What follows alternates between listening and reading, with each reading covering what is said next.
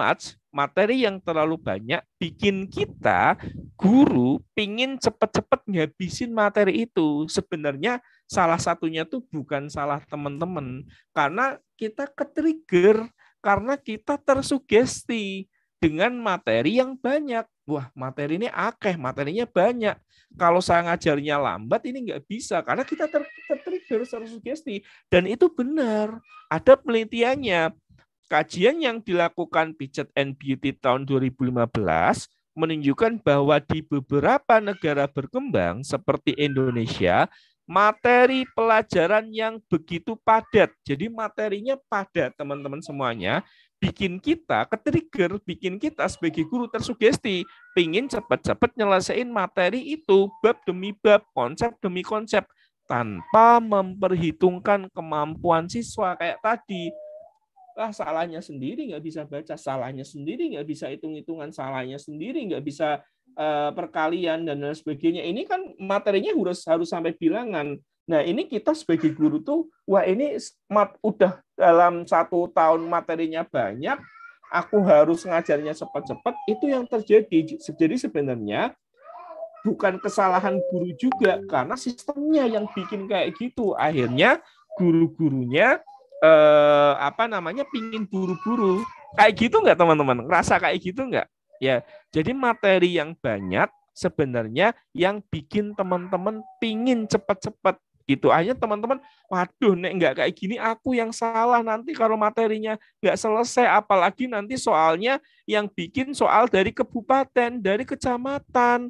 Nanti aku belum selesai gimana? Aku yang salah, aku yang dikesalahin. Bisa kayak gitu. Padahal kita juga dalam hati pingin bantu murid ya teman-teman ya. Pingin bantu murid, tapi karena materinya banyak, karena dituntut sama kepala sekolah, karena dituntut sama kabupaten, soalnya yang dibikin kabupaten, ya seperti itu teman-teman semuanya yang terjadi. Nah ini yang nah ini salah satu alasan kenapa kurikulum Merdeka lahir sebenarnya teman-teman. Materinya disederhanakan, waktu mencapainya diperlama. Kalau dulu kan waktu mencapai KD-KD itu dalam 15 misalnya itu 1 tahun. Sekarang tidak. Untuk mencapai pencapaian pembelajaran itu nggak sekedar 1 tahun, 2 tahun teman-teman, 1 fase, bahkan ada yang 3 tahun teman-teman semuanya. Dan materinya benar-benar sedikit. Bisa aja 1 KD 6 kali 45 menit, 8 kali 45 menit. Yang jadi fokus adalah murid, bukan materi yang banyak itu teman-teman semuanya. Ini salah satu alasan kenapa kurikulum Merdeka lahir teman-teman ya. Jadi kenapa kurikulum Merdeka lahir? Karena agar Bapak Ibu fokus sama murid. Ini juga saya rasakan dulu kayak gini. Saya nggak bisa Pak kalau materinya banyak. Saya disuruh dampingin murid 1 persatu. Saya disuruh ini, disuruh itu. Tapi kebijakan yang dibikin Bapak, bikin saya itu megap-megap. Nggak bisa Pak ngikutin kecepatan gitu. Nah ini yang salah satu kenapa kurikulum Merdeka lahir teman-teman semuanya gitu. Ya, salah satunya itu. Oke, saya coba next ya. Nah, ternyata teman-teman, guru seperti guru bunga ini dampaknya itu pada pendidikan di Indonesia, learning loss teman-teman. Learning loss itu apa sih Pak Rizky? Kayak gini deh, bahasa sederhananya. Anak kelas 12 SMA setelah diukur kompetensinya tuh kayak anak kelas 7 SMP, teman-teman. Bayangin, kompetensi anak 12 SMA kayak 7 SMP setelah diukur literasi, numerasinya itu masih jauh gitu. Anak kelas 9 SMP setelah diukur karakteristiknya kayak anak 4 SD gitu. Jadi yang kita lakukan sebenarnya ngajar materi yang banyak itu nggak berdampak sama kompetensi murid gitu ya. Ini salah satu dampaknya juga. Biasanya ketika guru-guru seperti guru bunga pingin nyelesain materi, teman-teman semuanya hanya fokus sama murid-murid yang pinter, yang berprestasi gitu. Udah berarti ada murid yang nilainya bagus, kita ganti aja materinya. Salahmu sendiri, yang lainnya nggak bisa ngikutin, ini bisa kok gitu. Kemudian dampaknya apa? Murid lainnya yang tidak bisa ngikutin kecepatan tertinggal. dan dampaknya ke kelas-kelas berikutnya. Ini bayangin nih ya, misalnya ada 3 materi, ada murid sekelas ngikutin 3 materi ini. Lalu ada murid yang di konsep materi yang pertama aja, dia itu sebenarnya belum bisa, dia masih kesulitan memahami konsep, teman-teman. Tapi kita guru nggak mau tahu, ini aku udah diburu materi, aku nggak mau ngurusin kamu.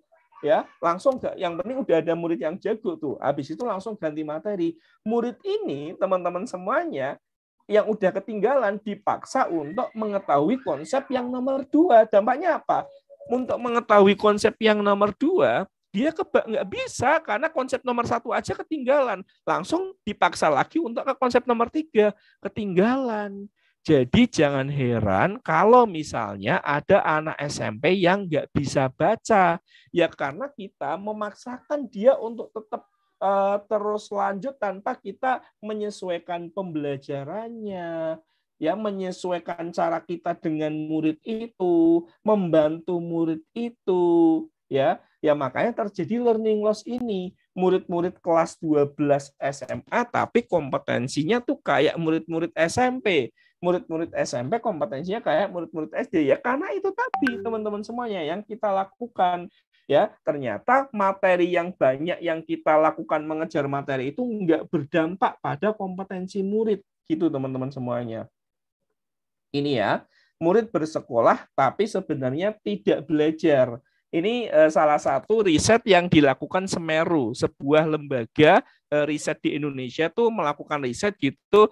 Ternyata banyak murid berangkat sekolah, di sekolah pingin belajar sama gurunya, tapi setelah diukur murid tuh nggak dapat apa-apa di sekolah, nggak belajar. Nah ini tuh pas saya baca pas baca riset ini tuh kayak menampar saya, ya Allah, selama ini saya ngajar berarti hanya sedikit banget yang nyantol di diri murid. Kebanyakan materi yang sebanyak 15 KD dalam 1 tahun itu nggak ada yang nyantol. Mungkin teman-teman ini bahasa sederhananya, teman-teman masih ingat nggak materi dulu atau ada yang berguna nggak di kehidupan sekarang yang disampaikan oleh guru-guru dulu? Nah itu yang mungkin atau ada nggak murid-murid teman-teman yang masih menggunakan materi-materi ini untuk konteks kehidupannya, membantu murid-murid untuk apa? Apakah ada gitu? Nah ini ternyata menurut penelitian banyak murid yang bersekolah tapi tidak belajar. Ini salah satu yang diperbaiki oleh kurikulum Merdeka, teman-teman. Nah seperti guru B tadi, guru B adalah guru yang fleksibel, ya. Walaupun misalnya nih dia lihat kurikulum, wah tujuan kurikulum kayak gini, dia lakukan tuh asesmen awal, ya, dilakukan asesmen awal, kemudian dari asesmen awal yang dilakukan, ternyata murid-muridku tuh masih jauh dari tujuan itu. Kayaknya aku harus menurunkan tujuannya deh. Kayaknya aku harus menyesuaikan deh cara ngajarku. Kayaknya aku harus ini deh. Ini yang dilakukan. Ya, jadi kurikulum itu tuh bukan kitab suci, tapi kurikulum adalah dokumen hidup yang pelaksanaannya disesuaikan dengan kebutuhan murid, teman-teman semuanya. Ini yang dilakukan oleh guru B, ya. Dia yang punya kewenangan, dia yang punya kemerdekaan karena dia yang tahu muridnya. Kurikulum nggak tahu muridnya kayak apa, tapi dia yang tahu, teman-teman semuanya, seperti itu, ya. Oke. Nah, kemudian kesuksesan bagi si guru B bukan terletak pada materi yang selesai, tapi kompetensi apa yang dimiliki oleh setiap murid. Seperti itu, teman-teman semuanya. Biasanya pembelajaran yang dilakukan adalah pembelajaran yang nggak sekedar tekstual, textbook, tapi kontekstual, dikaitkan dengan lingkungan, mengajak tokoh untuk masuk ke kelas untuk cerita, kayak gitu. Kemudian juga pembelajaran diferensiasi. Dia tahu mana murid yang sudah jago, mana murid yang udah kurang bisa gitu. Jadi diferensiasi itu kayak gini. Kemarin kan pas saya bikin konten ada yang kayak gini, teman-teman. Ada yang komentar kayak gini. Pak, kalau kita ngikutin murid-murid yang nggak bisa, nah murid-murid yang bisa, kasihan dong, Pak. Nah, ini namanya diferensiasi, teman-teman semuanya. Jadi kita bikin pembelajaran itu ya disesuaikan dengan kecepatan murid. Mungkin dalam satu kelas dibagi 2, murid yang sudah jago, yang cepat larinya, sama murid yang lambat. Nah, kemudian kita pakai metode yang beda, itu namanya diferensiasi. Nggak harus satu persatu orang, teman-teman semuanya. Nah, ini juga miskonsepsi sih diferensiasi. Semoga kapan-kapan kita ada waktu ya belajar diferensiasi, itu yang dilakukan. Nah, kemudian dia alih-alih hanya sumatif, di awal untuk ngecek dia pakai asesmen awal, apakah muridnya sudah siap atau belum. Di tengah ada asesmen formatif untuk tahu apakah dia perlu ngerem, apakah dia perlu ngegas, ataukah dia perlu melakukan ya penyesuaian, teman-teman semuanya. Ini yang dilakukan asesmen formatif gitu. Itu yang perlu dilakukan. Kemudian baru sumatif itu nanti bisa aja sumatifnya nggak sekedar per tujuan pembelajaran, tapi per 2 tujuan pembelajaran, per 3 tujuan pembelajaran gitu. Nah, kalau kita kan mungkin saya dulu juga sama, pokoknya setiap tujuan pembelajaran di akhir 2 kali 45 menit itu harus ada tugas, harus ada ulangan yang dinilai, dan nanti nilainya untuk UH, nilai rapot, itu seperti itu sumatif teman-teman namanya. Nah, kalau guru B enggak, dia selalu misalnya nih, ngajar dalam 90 menit, dia bagi setiap 30 menit nanti ada asesmen formatif. Asesmen formatifnya juga yang sesederhana mungkin, kayak misalnya tanya, apakah paham atau belum ya, Nak? Yang paham silakan angkat tangan, yang belum paham silakan tunjuk atau apa gitu. Atau misalnya memberikan 3 kertas warna hijau, kuning, sama merah. Yang hijau tuliskan apa yang sudah Anda pahami. Yang warna kuning, apa yang masih Anda bingung. Yang merah, apa yang Anda belum mengerti sama sekali. Bisa kayak gitu, asesmen formatif. Jadi nggak sekedar ngerjain soal. Gitu teman-teman semuanya. Itu yang dilakukan. Bisa juga kayak block treat saya tadi.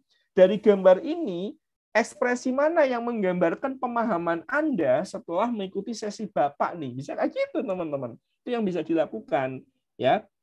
Nah, jadi dia tahu kapan dia harus ngerem, kapan dia harus ngegas, ya, dan lain sebagainya. Itu yang dilakukan oleh guru B, teman-teman. Nah, ini guru B adalah guru yang disasar oleh kurikulum Merdeka, teman-teman semuanya. Guru yang harapannya ya seperti ini. Guru yang mandang kurikulum itu bukan kitab suci, dia yang mengikuti kecepatan murid, bukan murid yang mengikuti kecepatan dia, itu yang seperti itu, teman-teman semuanya.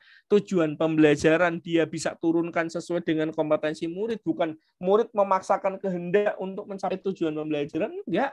Dia guru yang seperti ini, dia yang punya kemerdekaan, dia yang punya cara, dia yang punya wadah, teman-teman, karena dia yang kenal muridnya gitu.